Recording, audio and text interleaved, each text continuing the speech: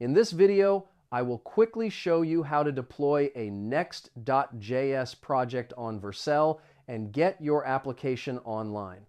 First, make sure your Next.js project is already working and stored in a GitHub repository. Vercel can import the project directly from your repository and create automatic deployments every time you push new changes. Next, go to the Vercel website, sign into your account, and click New Project. Then select the repository that contains your Next.js project.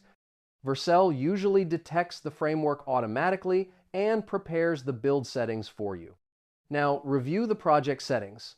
If your app uses environment variables, add them before deploying.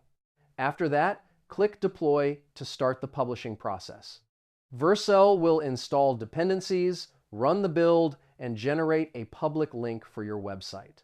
Whenever you update the code in the connected repository, the platform can automatically create a new deployment.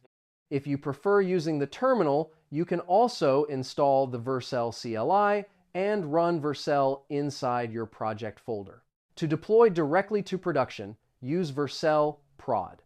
And that's it. Now you know how to deploy a Next.js project on Vercel easily.